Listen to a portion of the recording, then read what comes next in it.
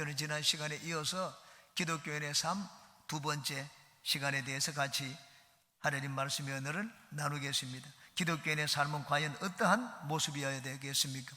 오늘 같이 읽은 이 루스 이야기를 통하여 기독교인의 삶의 모습에 대해서 같이 살펴보고 언어를 나누겠습니다. 세 가지를 말씀드립니다. 첫째, 기독교인의 삶은 역설적인 삶입니다. 한번 따라해 주시기 바랍니다. 역설적인 삶. 기독교의 진리가 역설적인 진리인 만큼 기독교인의 삶 또한 역설적인 삶입니다. 기독교인은 자기의 이익을 구하는 삶을 살지를 않습니다. 다른 사람의 유익을 먼저 생각하고 희생하고 양보하고 손해보는 삶이 기독교인의 삶입니다. 일반 세상 사람들은 그렇게 살려고 하지 않습니다. 사람들에게는 기본적으로 자기 이익을 구하는 마음이 있습니다. 이기적인 마음이 우리 사람들의 본성입니다. 손해를 보려고 하지 않습니다. 고생을 하려고 하지 않습니다.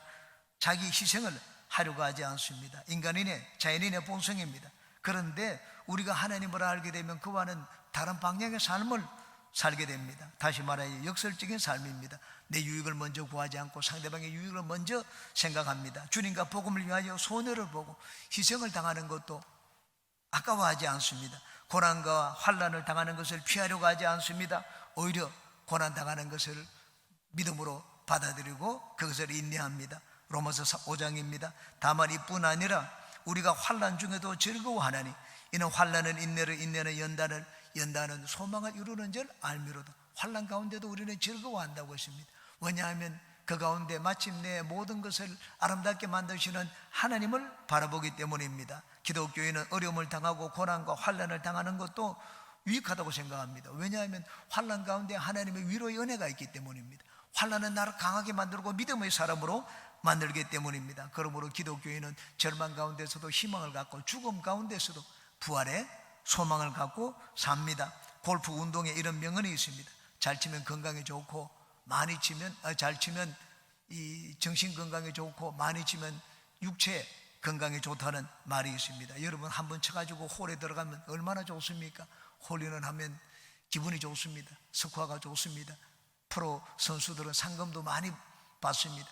그런데 잘 못 쳐가지고 막 2번, 3번, 4번, 5번, 6번 치면은 많이 휘두르니까 육체적인 건강에 좋다는 것입니다. 여러분 우리 인생에 만나는 모든 일은 이렇게도 생각할 수 있고 저렇게도 생각할 수가 있습니다. 하나님을 믿으면 모든 것을 뒤집어서 역설적으로 생각할 수가 있습니다. 좋은 것은 좋아서 좋고 좋지 않은 것은 하나님이 희한한 방법으로 또 나에게 더 좋게 만들어 주시기 때문에 그것도 좋은 것입니다. 그렇기 때문에 기독교인은 모든 것을 긍정적으로 생각하고 바라봅니다. 바울 사도가 깨달음을 한번 들어보시기 바랍니다. 고린도후서 1장입니다. 형제들아, 우리가 아시아에서 당한 환난을 너희가 모르기를 원하지 아니하노니 힘에 겹도록 심한 고난을 당하여 살 소망까지 끊어지고 우리는 우리 자신이 사형 선고를 받은 줄 알았으니 이는 우리로 자기를 의지하지 말고 오직 죽은 자를 다시 살리시는 하나님만 의지하게 하심이라. 왜 환난을 당했습니까? 하나님만 바라보고 하나님만 붙들고 하나님만 의지하라는 것입니다. 바울 사도를 믿음의 사람으로 만들기 위해서 하나님은 바울 사도를 환난 가운데 두셨습니다. 그러므로 여러분 우리를 믿음의 사람이 나는 그 환난 가운데 믿음의 사람이 되니 환난도 좋고 고난과 역경도 때로는 좋은 것입니다. 기독교인의 삶은 겉으로 보기에 쉽고 편하고 좋은 삶을 택하는 것이 아닙니다. 겉으로는 힘들어 보이고 손해를 보는 것 같고 어리석은 것 같지만 우리 기독교인은 하나님을 믿기 때문에 오히려 그런 쪽을 선택을 합니다. 룻은 이스라엘이 하나님을 잘 알고 있었습니다. 그래서 모든 것을 잃어버리고 마음의 상처를 입고 고향으로 돌아가는 시어머니를 혼자 가도록 내버려 두지 않았습니다. 나라도 곁에 있어 가지고 어머니를 돌봐주고 어머니를 위로해 드려야겠다고 생각을 했습니다. 첫째 며느리 오르바가 있었습니다. 오르바는 눈물을 흘리며 따라왔지만은 시어머니가 등을 떼밀었습니다. 아니다 얘야, 너는 지금 젊었기 때문에 얼마든지 새 인생을 살 수가 있다. 너의 동족에게로 돌아가라. 눈물 흘리면서 오르바는 못 이기는 척하고 돌아갔습니다. 그런데 여기 나오는 룻은 그렇지를 않았습니다. 룻은 자기가 어머니를 떠나면 어머니 혼자서 어떤 일을 당할지 모르고 굶어 죽을지 모른다는 생각이 들었습니다. 그래서 이렇게 말을 했습니다. 앞에 1장 16절 17절입니다. 룻이 이르되 내게 어머니를 떠나며 어머니를 따르지 말고 돌아가라 강권하지 마옵소서. 어머니께서 가시는 곳에 나도 가고 어머니께서 머무는 곳에서 나도 머물겠나이다. 어머니의 백성이 나의 백성이 되고 어머니의 하나님이 나의 하나님이 되시리니 어머니께서 죽으시는 곳에서 나도 죽어 거기 묻힐 것이라. 만일 내가 죽는 일 외에 어머니를 떠나면 야훼께서 내게 벌을 내리시고 더 내리시기를 원하나이다 하는지라. 룻이 시어머니를 떠나지 않았습니다. 어머니를 섬기기로 했습니다. 왜 그렇게 했습니까? 이스라엘이 하나님을 알았기 때문입니다. 내가 어머니를 버리면 나는 하나님께 벌을 받습니다. 나는 성경 말씀을 압니다. 내 부모를 공경하라 하는 하나님 말씀을 안다고 했습니다. 어머니를 따라가면 오히려 내 인생은 복을 받고, 어머니를 떠나서 나 혼자 잘 살겠다고 가면 오히려 그것이 나에게 저주가 됩니다. 룻은 어머니에게 신앙 고백을 했습니다. 여러분, 어머니를 따라서 유대 나라 들어가 보십시오. 이방인이지 않습니까? 유대인들은 이방인을 개 취급을 합니다. 얼마나 배척을 당할지 모릅니다. 그러나 그 모든 수모와 치욕적인 일을 당하는 것, 그것도 감수하기로 결심을 하고 어머니를 따르겠다고 했습니다. 여러분, 룻이 어머니를 따르는 길은 고생물이 환하다는 것을 룻은 잘 알고 있었습니다. 그럼에도 불구하고 룻은 어머니와 함께 가겠다고 했습니다. 역설적인 삶입니다. 어머니를 따라가면 대박 나는 것이 아니었습니다. 쪽박차는 길이었습니다. 그렇지만은 바로 그것이 하나님이 원하시는 길이었기 때문에 그 길을 선택했습니다. 기독교인이 역설적인 삶을 사는 것은 단순히 힘들고 어려운 것을 즐기기 때문이 아닙니다. 하나님을 믿기 때문입니다. 하나님을 믿기 때문에 믿음의 삶을 선택하는 것이 바로 역설적인 삶입니다. 예수님을 믿는 우리는 어떻습니까? 예수님은 우리가 어떤 삶을 살라고 살아야 되는지 분명하게 가르쳐 주셨습니다. 오류를 가져가며 심리를 가라고 했습니다. 사람이 겉옷을 달라고 하면 속옷까지 주라고 했습니다. 좁은 문으로 들어가라고 했습니다. 넓은 문은 처음에는 좋은 것처럼 보이지만 나중에는 좁아져서 멸망으로 인도한다고 했습니다. 주님과 복음을 위하여 희생적인 삶을 살라고 했습니다. 누구든지 자기 목숨을 구원하고자 하면 이럴 것이요, 나를 위하여, 복음을 위하여 자기 목숨을 내어놓으면 생명을 얻으리라 말씀을 하셨습니다. 마가복음 10장입니다. 예수께서 이르시되 내가 진실로 너희에게 이르노니 나와 복음을 위하여 집이나 형제나 자매나 어머니나 아버지나 자식이나 전토를 벌인 자는 현세에 있어 집과 형제와 자매와 어머니와 자식과 전토를 100배나 받되 박해를 겸하여 받고 내세 영생을 받지 못할 자가 없느니라. 예수님이 우리에게 가르치신 삶은 역설적인 삶입니다. 일반 세상 사람들이 사는 삶과는 다른 삶의 방향입니다. 기독교의 진리는 역설적인 진리입니다. 나누고 베풀라고 했습니다. 그러면 너희가 30배, 60배, 100배나 되어서 돌려받을 것이라고 말씀을 했습니다. 그러므로 기독교인은 나누고 베푸는 삶이 몸에 배어야 됩니다. 나보다 다른 사람의 유익을 먼저 생각하는 것이 내 몸에 배이고 나에게 습관이 되고 인격이 되어야 됩니다. 성경의 역설적인 가르침이 여러분의 삶의 습관이 되고 여러분의 인격이 되시기를 주님의 이름으로 축원합니다. 두 번째, 기독교인의 삶은 은혜로 사는 삶입니다. 한번 따라 하시기 바랍니다. 은혜의 삶. 역설적인 진리를 따라서 살면 하나님의 은혜로운 인도를 받습니다. 은혜가 무엇입니까? 내가 노력하고 내가 계획한 것 얻는 것이 아닙니다. 내가 노력하지 않고 내가 수고하지 않은 걸 거저 얻는 것이 바로 은혜입니다. 룻은 여기서 하나님의 은혜를 입었습니다. 나오미의 남편 엘리멜렉이 죽었습니다. 땅을 다 팔았습니다. 그런데 여기 엘리멜렉의 친족이었다고 했습니다. 친족 가운데 유력한 친족이라고 했습니다. 돈이 있고 권력이 있는 자입니다. 돈이 있으면은 친족은 이 사촌이 팔았던 땅을 되물려 줄 수가 있습니다. 그런데 나오미가 판 땅을 되물려 주려고 하는 사람이 아무도 없었습니다. 그런데 엘리멜렉은 그런 능력이 있는 자고 되물려 줄 수 있는 그런 자격을 가진 자였습니다. 보아스가 나중에 나오미의 이 며느리 룻을 자기 아내로 맞이했습니다. 보아스보다 더 권리가 있는 자는 룻을 아내로 맞이하려고 하지 않았습니다. 이방인입니다. 이방인을 데려왔다가 집안이 망하지 모른다고 생각을 했습니다. 그리고 또 젊은 며느리를 데려와서 애를 낳으면 그 땅을 되물려 준 것이 내 것이 되지를 않습니다. 이 나오미에게 그냥 다 돌아갑니다. 자기가 물질의 손실을 봐야 됩니다. 물질의 손실을 보고 자기 집안이 망할지 모른다는 생각 때문에 더 이 순서가 높은 자는 자기 권리를 포기했습니다. 그런데 이 보아스는 그렇지 않았습니다. 보아스는 나오미의 며느리를 아내로 맞아들었습니다. 그래서 그에게 자식을 낳아가지고 그 아들의 이름으로 땅을 물려주었습니다. 아들의 이름이 오벳이었습니다. 그 아들이 이새였습니다. 이새의 아들이 다윗 왕이었습니다. 다윗 왕의 루시, 다윗 왕의 정조 할머니가 되었습니다. 그리고 마태복음 1장에 보면 예수님의 족보에 오르는 그런 큰 영광을 얻게 되었습니다. 하나님의 은혜입니다. 루시, 보아스를 만나게 된 것은 인간의 계획이 아니었습니다.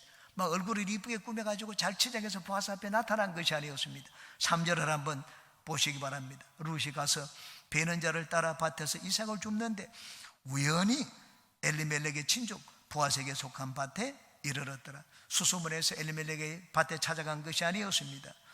누가 내 인생을 바꿔줄 수 있는지 조사를 해본 것이 아니었습니다. 우연히 따라갔는데 그것이 바로 자기의 인생을 바꿔줄 그런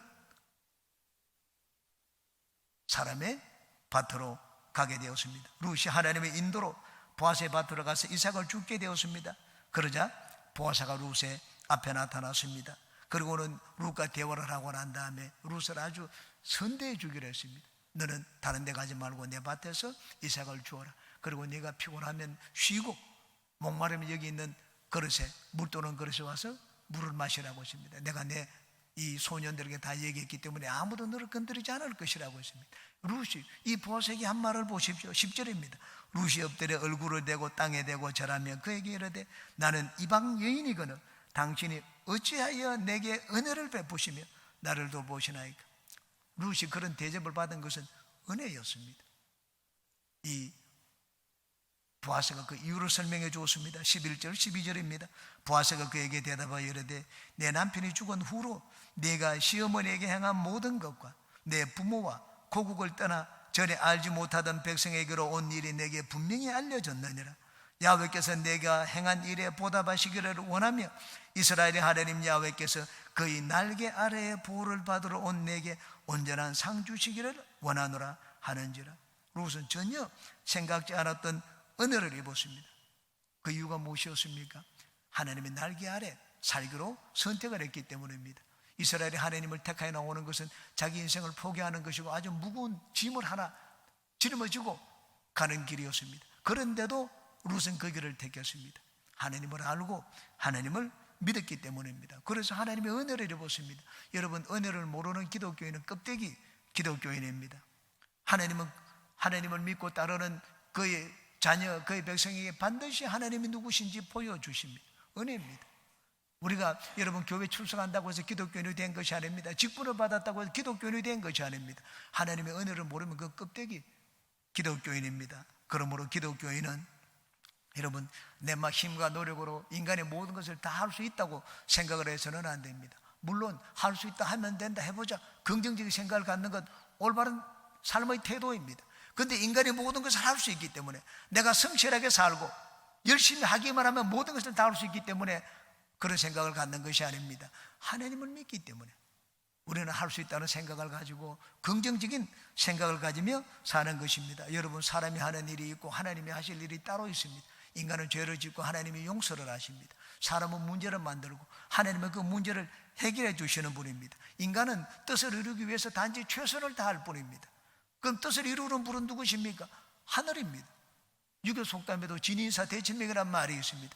사람이 할 바를 다하고 최선과 성실을 다하고 난 다음에는 하늘의 명령을 기다린다고 했습니다. 하나님이 먹으라고 해야지 우리는 양식을 먹을 수가 있고 하나님이 우리에게 먹을 것을 주셔야지 우리는 살 수가 있습니다. 기독교인은 인간의 의지로 모든 것을 다 할 수 있다고 생각을 해서는 안 됩니다. 기독교인은 하나님의 은혜로 사는구나 하는 것을 깨달아야 됩니다. 하나님의 은혜를 알고 하나님을 체험해야지 그런 자가 진실한 기독교인입니다. 그러므로 우리가 예수님을 믿는데 하나님의 특별한 은혜를 기도하지 않고 기대하지도 않는다면 그건 잘못된 기독교인의 모습입니다. 여러분, 내 인생이 아무리 힘들고 어려울지라도 하나님의 은혜가 임하면 거긴 살 길이 있습니다. 그러므로 우리가 성경의 진리를 믿는 기독교인이라면 은혜를 믿어야 됩니다. 여러분, 어떤 절망 가운데 어떤 상황 가운데도 거기는 은혜가 있다는 것을 믿어야 됩니다. 여러분, 성경이 처음부터 끝까지 기록되어 있는 것이 무엇입니까? 은혜입니다. 하나님이 하신 일입니다. 사람이 할 수 없는 것을 하나님은 얼마든지 하신다는 것을 보여주셨습니다. 그러므로 우리는 병 고침의 은혜를 믿어야 됩니다. 세상의 욕으로 도저히 할 수 없는데요, 여러분, 그건 세상 의학적인 지식이죠. 하나님은 죽은 자도 살리십니다. 간질병 들린 아이의 간질병을 고쳤습니다. 간질병 들린 아이의 아버지가 예수님께 나왔습니다. 당신의 제자들은 못 고칩니다. 당신이라도 좀 하실 수 있으면 뭐 좀 도와달라고 했습니다. 할 수 있거든요. 무슨 말이냐? 하나님을 믿는데, 하나님을 모시고 있는 자, 믿는 자에게 능히 하지 못할 일이 있겠느냐?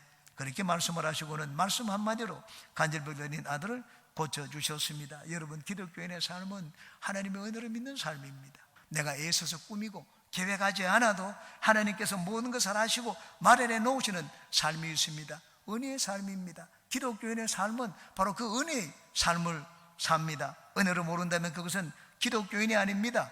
교회 출석한다고 해서 기독교인이 되는 것도 아니고, 내가 막 열심히 교회 봉사한다고 해서 참 기독교인이 아닙니다. 막 교회 나는 무슨 직분을 받았다, 그것이 참 기독교인임을 말해주는 것이 아닙니다. 그건 껍데기 기독교인입니다.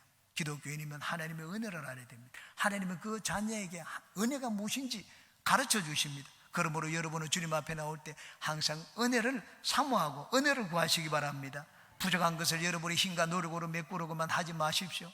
여러분, 내가 할 수 없는 그것은 하나님이 하십니다. 내가 할 수 없을 때는 하나님 앞에 꿇어 엎드리면 됩니다. 부족함이 없도록 삶의 필요를 채우시는 하나님의 은혜가 여러분 삶 가운데 충만하시기를 주님의 이름으로 축원합니다. 세 번째, 기독교인의 삶은 보답하는 삶입니다. 또 한번 따라 하시기 바랍니다. 보답하는 삶.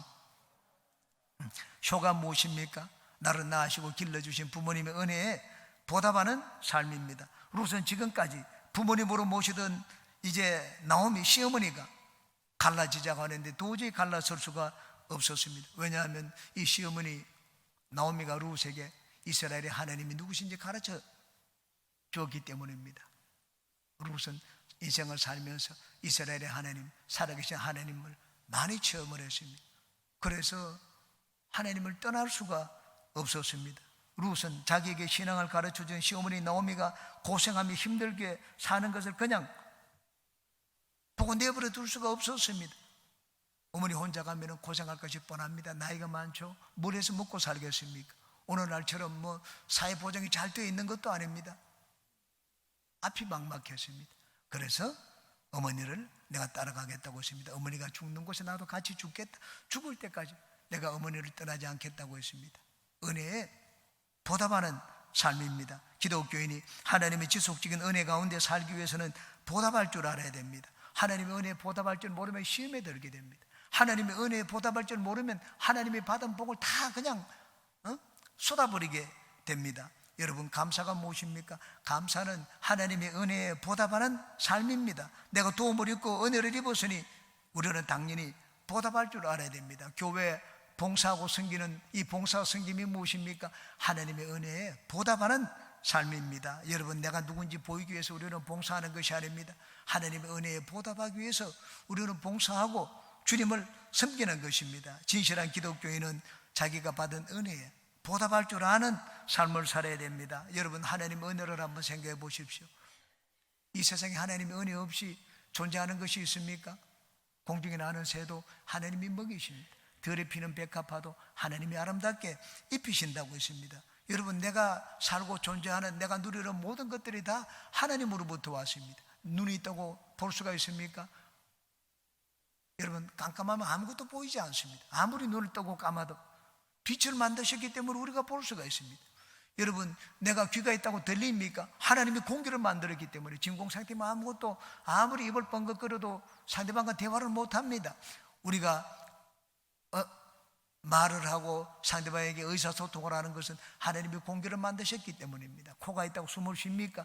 하나님이 산소를 주셨기 때문에 우리가 숨을 쉽니다. 2년 전에 프랑스에 93세 먹은 할아버지가 코로나19에 걸렸습니다. 24시간 또 응급실에 있었습니다. 24시간 또 응급실에 있으면서 이 산소 공급기에 이 은혜를 입었습니다. 그러고 난 다음 하루가 지난 다음에 몸이 상태가 회복되어서 퇴원을 했는데 진단서를 거기 치료비 청구서를 보았습니다. 그런데 거기에는 50만 프랑, 당시 제가 보니까 한국 돈으로 560만 원이었습니다. 하룻밤새 공기를 산소를 마신 값이었습니다. 그걸 보고는 이 할아버지가 눈물을 흘렸습니다.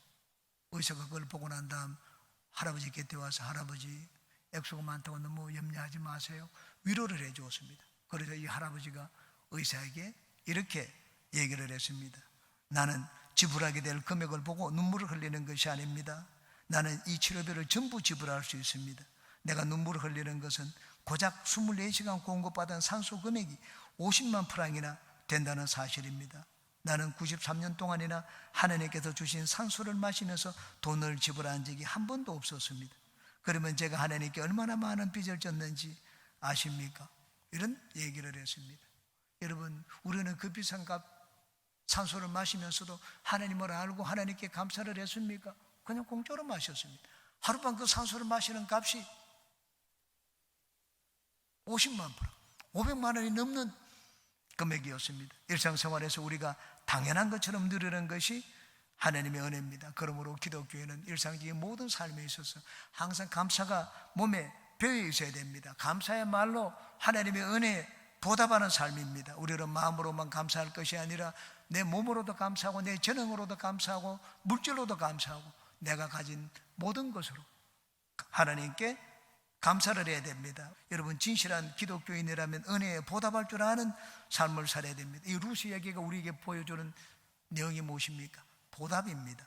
은혜에 보답하는 삶입니다. 은혜에 보답하는 삶을 사는 자를 하나님이 은혜로 또한 돌봐주십니다. 우리는 하나님 앞에 많은 은혜를 입었습니다. 기도할 때 우리는 하나님 앞에 은혜를 입고, 우리가 눈물을 흘릴 때 하나님이 눈물을 닦아주시고, 우리 마음이 두렵고 불안할 때 하나님 우리 마음에 평안을 주셨습니다. 병 고치는 은혜를 입었습니다. 삶의 복을 받았습니다. 가정의 행복을 주셨습니다. 그러므로 우리는 하나님의 은혜에 보답할 줄 알아야 됩니다. 성숙한 기독교인의 증거가 무엇입니까? 보답할 줄 아는 것입니다. 기독교인은 하나님에게뿐만 아니라 우리 나라와 사회에도 보답할 줄 알아야 됩니다. 왜냐하면 우리가 자란 것이 사회이기 때문입니다. 나 혼자 자란 것이 아닙니다. 사회에서 교육을 받고, 사회에서 내가 자원을 얻고, 사회에서 많은 도움을 얻었습니다. 내가 속해 있는 조직이나 회사에 감사하고 보답할 줄도 알아야 됩니다. 내 권리 주장을 하기 전에 내가 입은 도움과 은혜를 먼저 생각하고 감사하는 마음을 가져야 됩니다. 저는 그래서 동물들에게도 이 감사하는 한 사람 이야기를 읽어보았습니다. 미국 보스턴 해안에서 있었던 일입니다. 날마다 일정한 시간이 되면 머리가 하얀 백발의 노인이 이 싱싱한 새우를 가지고 와서 갈매기들에게 나누어 줍니다. 그런데 갈매기들에게 나누어 주는데 어느 날 한 아이가 이 할아버지 옆에 왔습니다. 할아버지 옆에 와서 할아버지에게 질문을 했습니다. 할아버지는 왜 그 싱싱한 새우를 갈매기에게 나누어 줍니까? 그래서 할아버지가 그 아이의 질문을 받고 난 다음에 자신의 이야기를 해 주었습니다. 할아버지의 사연은 이러했습니다. 나는 2차 대전 때 미군 함정의 함장이었단다. 그런데 내가 탄 배가 일본 군들의 쏜 의뢰에 맞아서 그만 격침되고 말았지.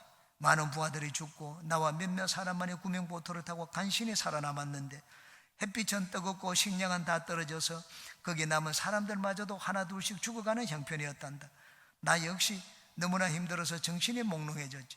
그런데 뭔가 좀 이상한 생각이 들어서 눈을 떠보니 어깨에 갈매기 한 마리가 올라앉아 있더구나. 쫓으려고 했지만 영 도망도 가지 않고 좌우간 못 견딜 정도로 배가 고파서 그 갈매기를 잡아먹고 기운을 차려서 마침내 살아남았단다. 그래서 나는 갈매기를 볼 때마다 그때 갈매기를 보내주신 하나님께 먼저 감사하고 또 갈매기에게 감사한단다. 내가 잡아먹은 그 갈매기를 다시 만날 수는 없지만 너무나 고마웠던 그때의 기억으로 인해 이렇게 새우를 사다가 먹이고 있는 것이란다.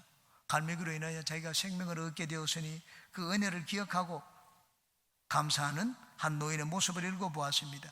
우리는 주위의 모든 것들에 감사하되 생명을 주시고 나의 모든 삶을 돌보시고 이끄시는 하나님의 은혜, 부모님의 은혜, 나라와 사회의 은혜에 항상 감사하며 보답하며 사는 우리 모두가 되시기를 주님의 이름으로 축원합니다.